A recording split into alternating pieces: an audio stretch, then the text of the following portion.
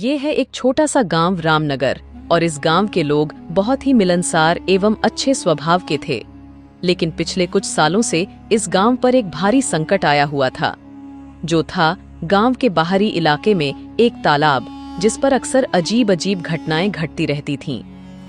रात के समय गांव से बाहर जाने पर रोक लगी हुई थी, क्योंकि बहुत से लोग रात के समय गांव से बाहर गए और रहस्यमय ढंग से गायब हो गए। यह समस्या गांव वासियों के लिए एक बड़ी चिंता का विषय बन चुकी थी। कहाँ जा रहा है? क्या तुझे पता नहीं, मुखिया जी का सख्त आदेश है कि रात के समय गांव से बाहर जाना मना है। क्या तुझे अपनी जान प्यारी नहीं है? भाई, दुनिया में भला ऐसा कौन होगा जिसे अपनी जान प्यारी नहीं? फिर तू इतना जोखिम क्यों उठा रहा है? तू जानता है ना, गांव के बाहर कितना खतरा है। रात में लोग अचानक से गायब हो रहे हैं। हम लोग भी यहाँ बहुत समय से पहरा दे रहे हैं। आज तक इस गांव से जो भी बाहर गया है, वह कभी लौट कर नहीं आया। वो तो सब ठीक है भाई, लेकिन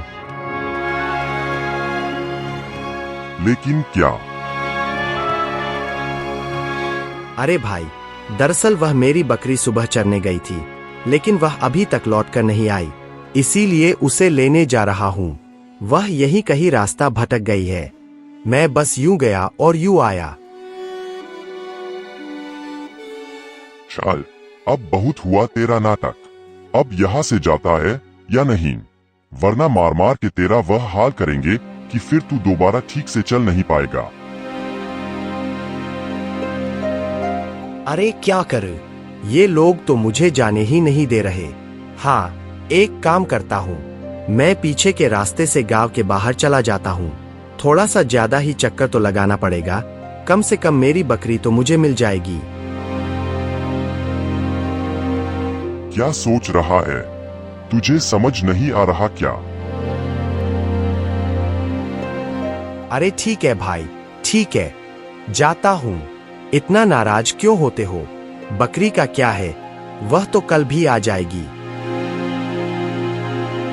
दीनानाथ पहरेदारों के समझाने पर भी नहीं माना और गांव के पीछे के रास्ते से होकर गांव के बाहर निकल गया। अगले दिन दीनानाथ की पत्नी अपने घर के बाहर बैठी हुई रो रही थी और उसके आसपास गांव के कुछ लोग भी थे।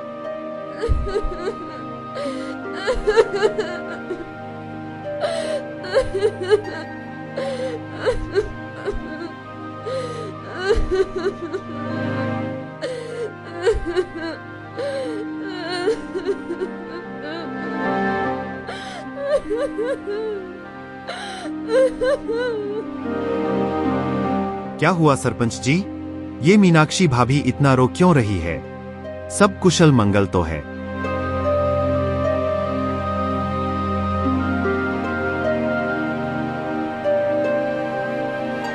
अब क्या बताओ बेटा, वही पुरानी कहानी पहियों की तरह घूम रही है। कल रात दीनानाथ भी गांव के बाहर गया था, पर वह अभी तक लौट कर नहीं आया। लेकिन सरपंच जी, आपको क्या लगता है, आखिर इतने सारे लोग कहां गायब हो सकते हैं? अब पता नहीं बेटा, लेकिन मुझे तो लगता है कि गांव के पीछे वाले जंगल में जो तालाब है, वहीं से लोग गायब हो रहे हैं। वहां कुछ ना कुछ तो जरूर है। अच्छा सरपंच जी, ऐसी बात है तो फिर हमें वहां जरूर जाना चाहिए। अरे नहीं बेटा, तुम ऐसी गलती मत करना। वो जगह तुम्हारी सोच से भी ज्यादा खतरनाक है। मैं बहुत समय से देखता आ रहा हूँ। वहां जाना तो आसान है, लेकिन वहां से लौटकर आना बेहद ही मुश्किल। वो तो ठीक है सरपंच जी, लेकिन हम हाथ पर हाथ धरकर तो बैठ नहीं सकते। अरे किसी न किसी को तो जोखिम लेना ही पड़ेगा। मैं आज ही उस तालाब के पास जाता हूँ। ठीक है बेटा, अगर तुमने फैसला कर ही लिया है, तो मैं भी तुम्हारे साथ चलूंगा। अरे नहीं नहीं सरपंच जी, आप रहने दीजिए। अब जो भी करना है वो मुझे ही करना है। ठीक है बेटा, जैसा तुम ठीक समझो। इतना कहकर सरपंच जी गट्टू को जंगल की ओर रवाना करते हैं। अभी रात होने में काफी समय था, इसलिए गट्टू गांव के बाहर एक वृक्ष के नीचे आराम करने के लिए बैठ जाता है। कुछ देर के बाद एक पंडित गट्टू के पास आता है और कहता है, क्या हुआ बेटा, तू बड़ा चिंतित दिखाई दे रहा है। अब क्या बताऊं बाबा जी, जब मैं छोटा था तब पिताजी के कंधे पर बैठकर दुनिया देखता था। तब लगता था कि जीवन कितना आसान है। लेकिन जब मैं बड़ा हुआ तब पता चला संसार में चिंता के सिवा कुछ भी नहीं है। अब आप ही बताइए, भला ऐसे में मैं आपको चिंतित ही दिखाई दूंगा ना? बेटा, कल क्या होगा यह कोई नहीं जानता। इसीलिए कहता हूं, किसी भी विषय में चिंता करना व्यर्थ है। चिंताएं बड़ी ही तुच्छ होती है। क्या चिंताएं तुच्छ होती हैं? हो सकता है आप कहते हैं तो होती होंगी, लेकिन बाबा जी, मैं एक गरीब आदमी हूं जिसके पास 2 समय की रोटी तक नहीं है। भला मेरे जीवन में सिवाय परेशानियों के और क्या हो सकता है? बेटा, भले ही तुम्हारे पास 2 समय की रोटी तक नहीं है, फिर भी मुझे तुम अमीर दिखाई देते हो। क्या क्या कहा आपने? मैं आपको अमीर दिखाई देता हूं? भला वो कैसे? वो इसलिए क्योंकि तुम्हारे मन में लालच तो बिल्कुल नहीं है।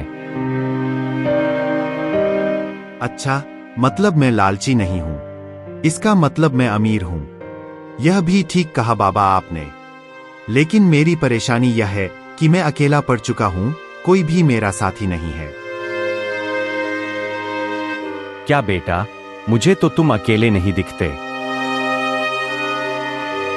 बाबा जी, आप ध्यान से देखिए, यहां तो मैं अकेला ही हूं। तुम समझे नहीं, तुम मुझे अकेले नहीं दिख रहे। वो इसलिए बेटा क्योंकि तुम में धैर्य बहुत है। जब मैंने देखा तुम बड़े ही धैर्य से यहां बैठे थे, और धैर्यवान मनुष्य कभी अकेला नहीं होता। चलो बेटा, अब मैं चलता हूं। ईश्वर तुम्हारा कल्याण करे। लेकिन तुम मेरी बातों को याद रखना, ये बातें तुम्हारे बहुत काम आएंगी। ठीक है बाबा जी, मैं आपकी बातों को हमेशा ध्यान में रखूंगा।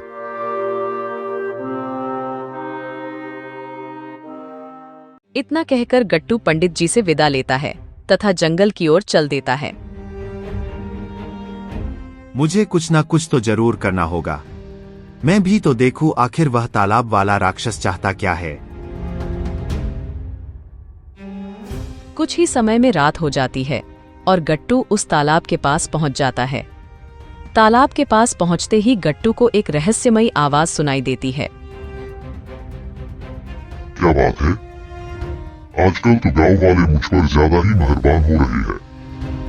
अपने आप ही शिकार बनने के लिए मेरे पास चले आते हैं। मैं कोई तुम्हारा शिकार बनने के लिए तुम्हारे पास नहीं आया हूं, और ना ही मैं तुमसे डरता हूं। और तुम जिस तरह छुपकर मुझसे बात कर रहे हो, मुझे तो लगता है कि तुम मुझसे डर रहे हो। ऐसा सुनकर वह राक्षस गट्टू के सामने प्रकट हो जाता है। गट्टू राक्षस का वह रूप देखकर घबरा जाता है, लेकिन वह हिम्मत से काम लेता है। अच्छा, तो तुम्हें मुझसे डर नहीं लगता? डर? डर तो सबको लगता है, और गला भी सबका सूखता है, लेकिन डर के आगे तो जीत है ना। अच्छा, बातें तो तुम बड़ी बड़ी करते हो। तो फिर ठीक है, खेल शुरू करते हैं। क्या खेल? कैसा खेल? वही पुराना खेल। मैं तुमसे 3 प्रश्न पूछूंगा। यदि तुमने तीनों प्रश्नों के ठीक ठीक उत्तर दिए तो मैं तुम्हारे साथ साथ तुम्हारे सभी साथियों को आजाद कर दूंगा और इस जगह से सदा सदा के लिए चला जाऊंगा। किंतु तुमने यदि मेरे प्रश्नों के उत्तर नहीं दिए या फिर एक भी प्रश्न का गलत उत्तर दिया तो मैं तुम्हें सदा सदा के लिए बंदी बना लूंगा। राक्षस की इस बात ने गट्टू को सोचने पर मजबूर कर दिया। कुछ देर सोचने के बाद गट्टू बोला, अच्छा तो ठीक है, मैं तैयार हूं, तुम अपना प्रश्न पूछो। तो सुनो, धूल मिट्टी को बड़ा ही तुच्छ माना जाता है, लेकिन क्या तुम बता सकते हो कि इससे भी तुच्छ क्या है? क्या धूल मिट्टी से भी तुच्छ कुछ हो सकता है भला? धूल मिट्टी तो बड़ी ही तुच्छ होती है। हाँ, याद आया, वो साधु बाबा ने यही तो मुझे बताया था। वो कह रहे थे कि चिंता करना व्यर्थ है क्योंकि चिंताएं बड़ी ही तुच्छ होती हैं। तो इसका मतलब यही हुआ कि चिंताएं धूल मिट्टी से भी तुच्छ है। धूल मिट्टी से भी तुच्छ कुछ नहीं होता, किंतु हाँ, मनुष्य के मन में पलने वाली चिंताएं धूल मिट्टी से भी तुच्छ होती है। तुम काफी समझदार मालूम पड़ते हो, लेकिन समझदार मनुष्य अक्सर लालची हो जाता है। तो क्या तुम मुझे बता सकते हो कि ऐसा क्या है जिसे खोकर मनुष्य धनवान हो जाता है? क्या यह कैसी बात है? लोग तो पाकर धनवान होते हैं, फिर भला वह क्या है जिसे खोकर मनुष्य धनवान हो जाता है? कुछ देर सोचने के बाद गट्टू बोला, हाँ, याद आया, इसका उत्तर है लालच। मनुष्य लालच को त्याग कर ही धनवान होता है। बिल्कुल सही जवाब दिया तुमने। अब तीसरा सवाल सुनो। तो बताओ, मनुष्य का सच्चा साथी कौन है जो हर परिस्थिति में मनुष्य का साथ देता है और कभी उसका साथ नहीं छोड़ता? राक्षस का तीसरा सवाल सुनकर गट्टू अपने मन में सोचता है, अकेला? हाँ, मैं भी तो अकेला था। कल तक मैं खुद को अकेला समझता था, लेकिन आज वह साधु बाबा ने मुझे समझाया कि मैं अकेला नहीं हूं, क्योंकि मैं धैर्यवान मनुष्य हूं। तो इसका मतलब यही इस सवाल का उत्तर है। इस सवाल का जवाब है धैर्य। धैर्य ही मनुष्य का सच्चा साथी होता है, जो हर हाल में मनुष्य का साथ निभाता है। अद्भुत! तुमने तीनों प्रश्नों के बिल्कुल सटीक उत्तर दिए। तुम्हारे उत्तर सुनकर मैं संतुष्ट हुआ। राक्षस ने इतना बोला ही था, जिसके बाद एक तेज रोशनी हुई और वह राक्षस एक व्यक्ति में बदल गया। यह क्या हुआ? तुम तो राक्षस से सीधे आदमी बन गए। आखिर यह चमत्कार हुआ कैसे? अब क्या बताऊं भैया, मुझे अपने ही कर्म की सजा मिली थी। दरअसल हुआ यूं था कि मैं मूर्खों वाली हरकतें करता था, और ऐसे ही एक दिन मैंने हंसी ठिठोली में एक साधु महात्मा का अपमान कर दिया, जिससे नाराज होकर उन्होंने मुझे राक्षस बन जाने का श्राप दे डाला।